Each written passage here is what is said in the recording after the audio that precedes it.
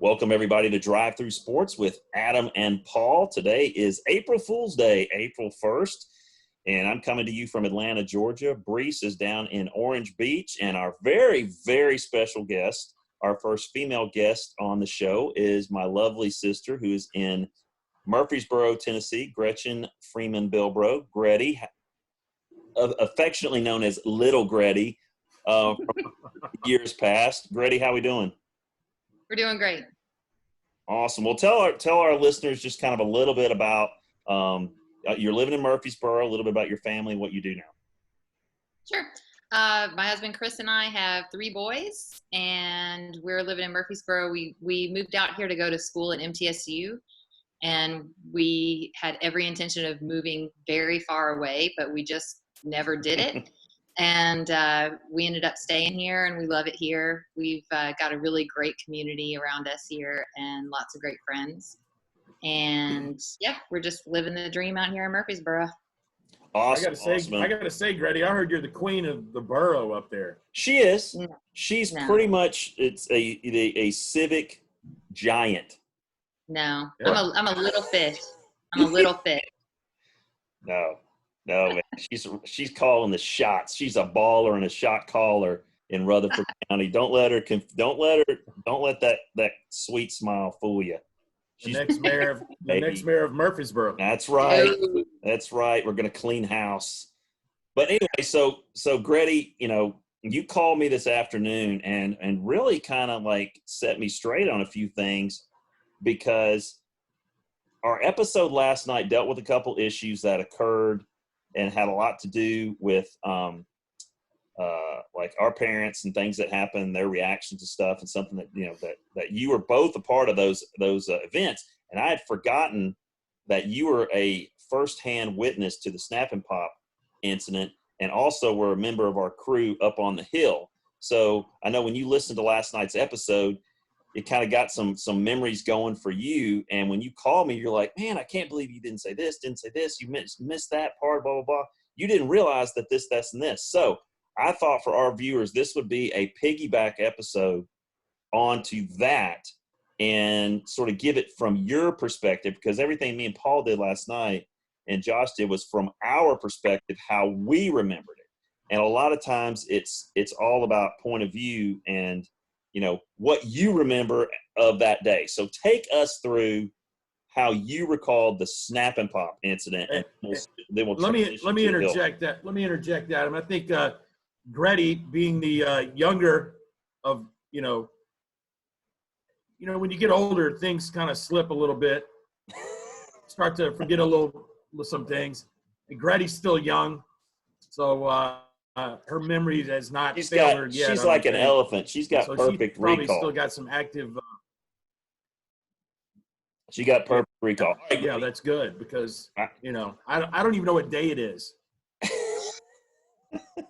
All right. Nobody does. Nobody knows what it is. It's Groundhog Day is what it is. But Greti, go ahead and just lay the knowledge down. What do you recall about that day that maybe we left out or didn't go into enough detail on? Okay.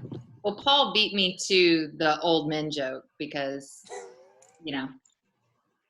so I'll move past that pretty quickly. But what your listeners need to understand is that this occurred on a Saturday, and our dad always worked on Saturdays. I think he maybe got 2 Saturdays off a year or something like that. He was always at work on Saturdays.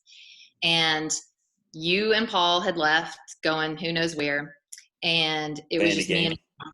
Yeah. And it was me and Mom at home, and she was doing laundry, and she was putting your laundry away because we were totally spoiled. Yeah. And when she opened your drawer, she found this little baggie of stuff. And she had sweet emo, sweet mom. Yeah. She didn't know. She doesn't know. And so she called Dad at work, and he came right home. Oh. And I knew something was up, but they were not telling me what was going on. But they were obviously very upset. So I couldn't leave. So I'm stuck there at home. They're upset. I don't know what's going on. And it's obvious we're just waiting on you. And you're taking your sweet time getting home. JD double crust, loving it. Yeah. So you're late and they're just waiting and they're just fuming. And you guys walk in the door. And I remember Paul came in behind you. Obviously. And Paul read the room right away. Like, he saw their faces. He looked around and he was like, all right, see you later. I'm going to head out. And that's when you tried to leave. And my dad just said, sit down. Sorry, sucker. You're not going anywhere. And, Paul was just, his face was priceless. And we just all sat down on the couch. So the three of us are sitting on the couch. Mom and Dad are standing up in front of us. And Dad whips out this bag.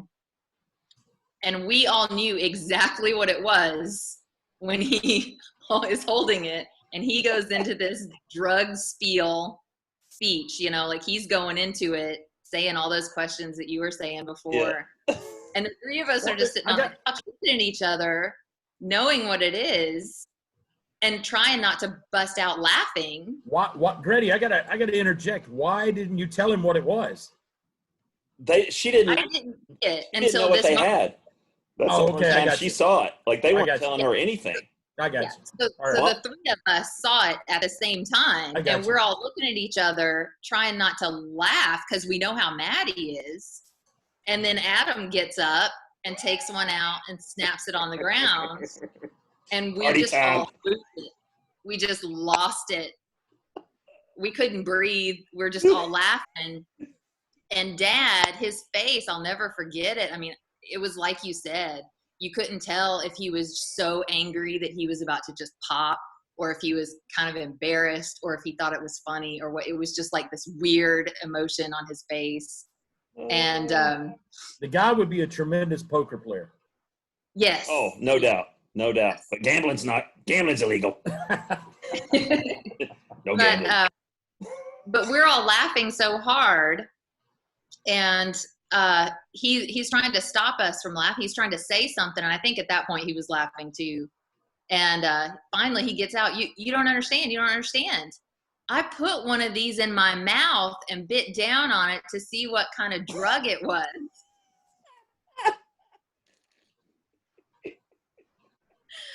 I totally forgot that. He could have blown half his head off with this thing. I was like, gosh. So yeah, that's what you left out. And your poor mom. Oh man. Just just I basically put her through the ringer for like 4 hours. From the time that she saw it, and that whole timeline of events. I don't know why she didn't tell you, Greti, what was going on. I don't know. Just trying, she didn't want you to cover for him. I guess maybe. I don't know. But still, you were how old then? Probably 14, maybe 13. I don't know. What grade were you in? Shoot, we were probably junior, senior. So you were like middle school, probably. Yeah. Yeah. I was 4 years behind you, so yeah. Yeah, so yeah, you'd been in middle school, like 7th grade probably. Yeah. Holy cow. Yeah. Yeah, fun times. Fun household. And Brees finally got his ticket out of there after that. He felt a little bit better about himself. But see you, Dandy Don. Adios, amigo.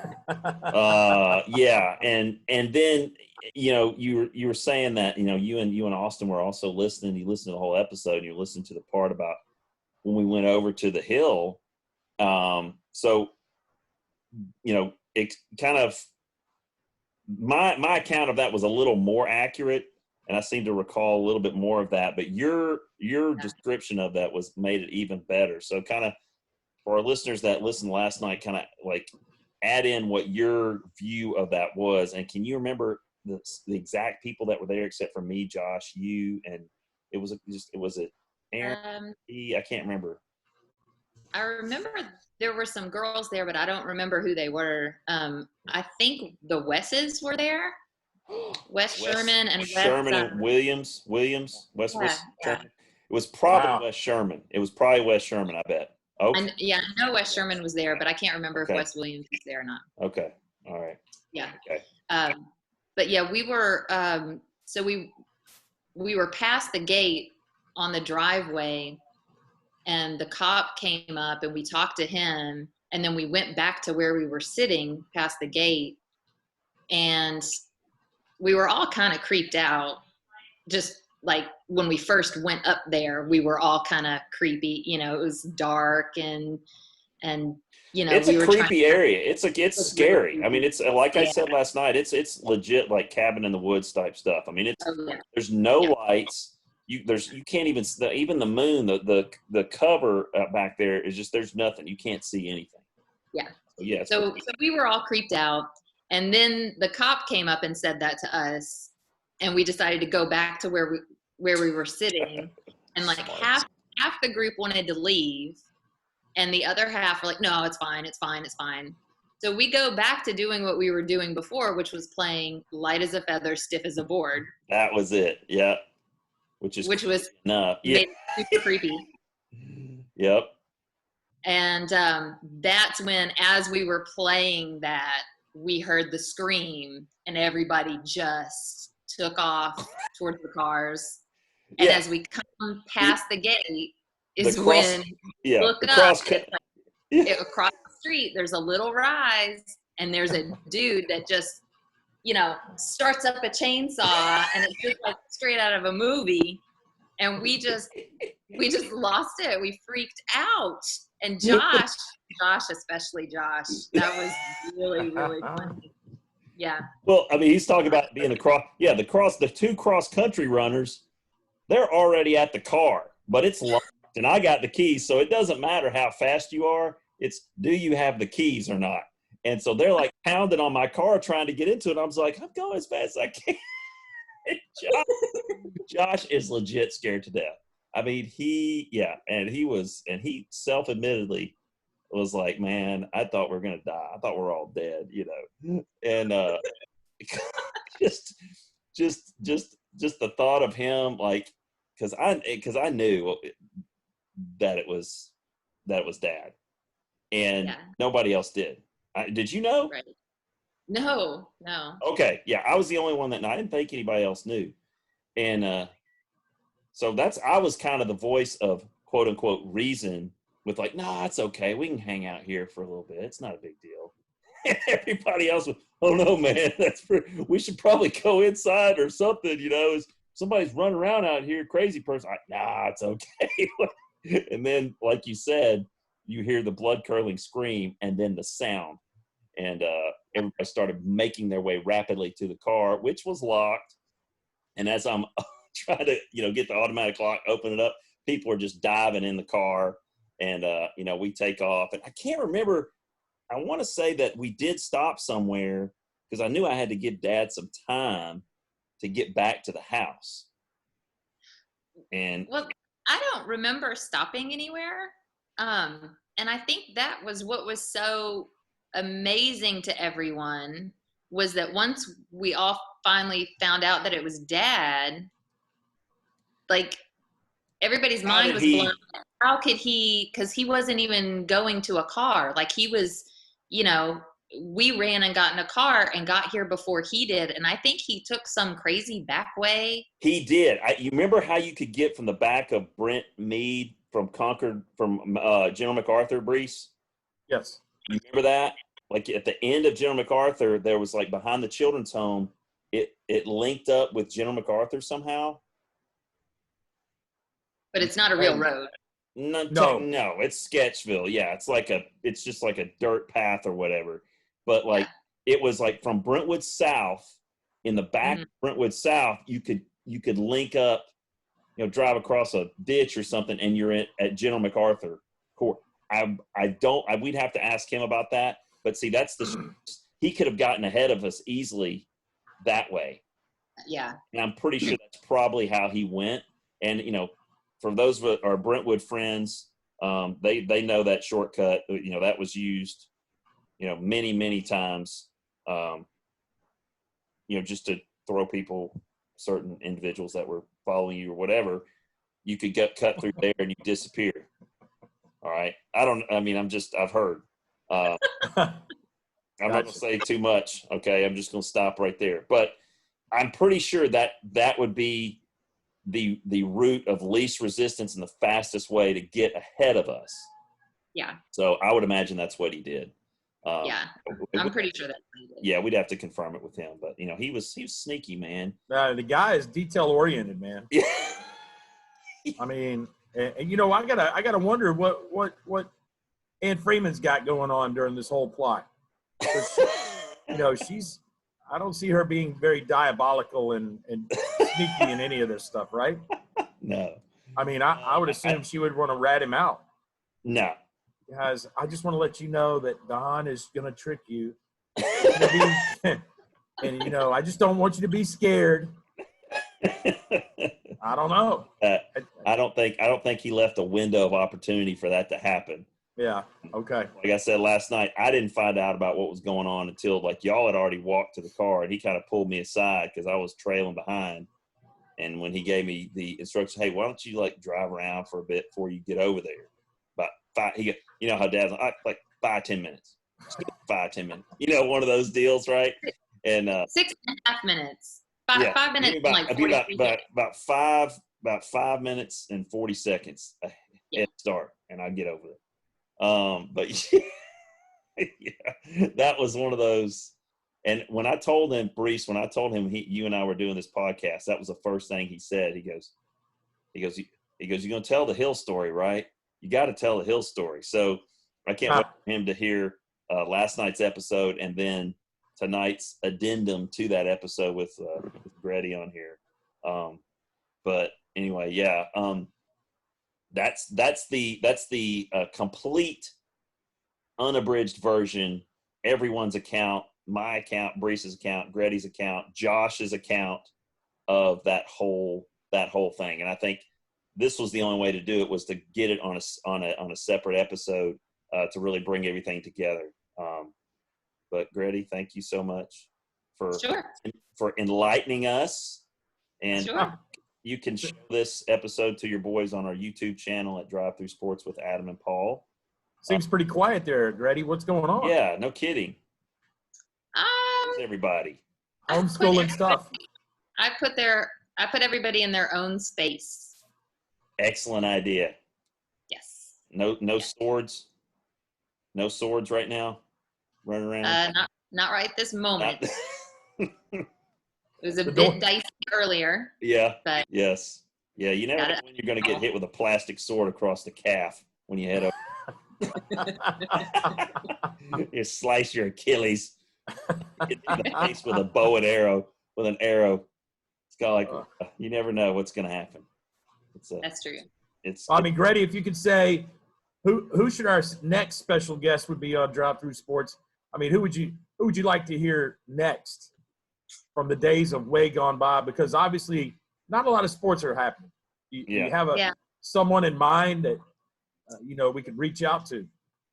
Gosh. That you'd like to hear from. I'd like to hear from. Spin a yarn from the old days. Well, I can't really think of anybody, but I would from the old days. But I would like to hear from Amy on how she feeds so many kids and deals with so many kids, because I've got 3 and it's overwhelming.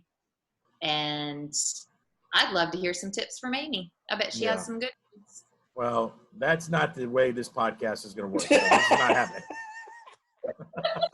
This is not a parenting podcast. Yeah. But you're exactly right. She's a very good one, though. She is. She's the best. Yeah. I don't know. I can't even think of anybody from back then. I can't. Now, who did you hang out with from church, per se? I mean, I can't even remember. I mean, because they were like 4 years behind us. Yeah, I mean, you were. Yeah. Amy Walker I hung out with her Okay. a little bit, but not really that much outside of church stuff. Gotcha. I would usually bring my friends that didn't go to church to like the summer camps and stuff like that with me. Yeah. As I got older, after you guys were gone, I think some new people moved in, like Holly Arnold and or no, she went with you. No, she was. Yeah. She Was at did. the You go to Colorado. Colorado with us? Yeah. Yeah, yeah. That's and Sandy Like Castleman. Haley Right. Jones. Yeah, Haley Jones. Yeah. Dude, we get Charlie Jones on this thing, we'd be rocking. Oh yeah, Dude, we yeah. could get, dude, if we got Charlie or Bobby on here, holy You should get Bobby. Yeah. I that would be awesome. Yeah. I was really, really sad because by the time I got old enough to go to the church retreats and the summer camps, Bobby had left. Yeah. And so He you couldn't guys take were anymore. Yeah, Yeah. we freaking wore his butt out. I mean, he was Poor guy. done. He's like, I'm out. Yeah. But I He's a think I great went guy. Great guy. to summer camp with you guys, I think. Yeah, I Just think one. you did too. The one out in Burns, Tennessee. So- Yeah. Well, I so don't you did- remember where it was, Yeah, but it's way away. with the cabins. Yeah. Yeah. And the big shaving cream war. Oh yeah. Truth. Yes. That was a lot of fun. I mean, do you have a quick story you want to tell about church camp? We talked about, or we were planning to talk about some certain events that happened at church camp. I mean, coming on down the pike. I mean, But is if it you have something one that you remember specifically, That you guys were there that one year. maybe I mean, the one year we were there. Yeah. I remember the huge shaving cream fight and the fact that the girls and the boys had to swim at separate times. there you go. Yes. And even though we were swimming at separate times, the girls still had to wear a t-shirt over their bathing suit. Oh, yeah, that's right. Hey, do you remember but at least the pool was heated. Do you remember how the pool? No, I don't remember much. Okay, they had this giant, like, it was probably a 12 by 12, like, corrugated piece of steel that they had spray painted black, and they would pump the water from the pool onto this steel sheet, and just the heat from the sun would heat the water, and they'd pump it back in the pool. So if you were swimming at night, it was like 65 degrees. And nobody wanted to get in. But when you're swimming, like, if you go to the pool the first time part of the day, it's freaking 87 degrees. I mean, it's like a hot tub. And what we do, we go down there in that creek, because there's the bridge to the guys' cabins. Yeah. That creek, and we catch like frogs, like on our way to swim, and we chuck them on that steel grate. They just so like you get there later in the night, and you'd see just like frog skeletons on this thing.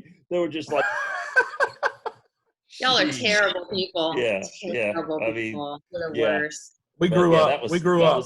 We did. I'm sure. We're much more mature now. I mean, both being educators has got to shock you completely, right? It does. Yes. They will let anybody be a teacher. Hey, and here's the problem. How many years of combined experience do we have? Almost 50. 50, yeah, I would think so. And here's the funny thing. Now that we've been kind of locked down and the parents are having to do a little schooling, man, they are begging. Teachers all of a sudden we're your best friends. Yeah. Parents love us. Yeah. Yeah, I think they're realizing that it's not as easy as everybody as it has to be. And unfortunately for us here in Georgia, we just got the word today that the governor just shut schools down for the rest of the year. So the class of 2020 they're finished. Their senior year's over, and that's like to me that is just it's heartbreaking. Yeah.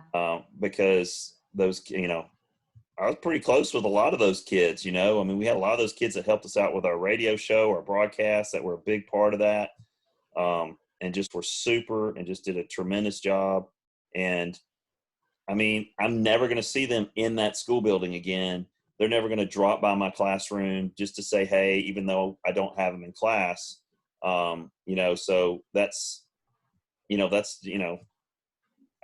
it's unfortunate, and I really hate it. And a lot of the folks that I teach with are really struggling with that right now.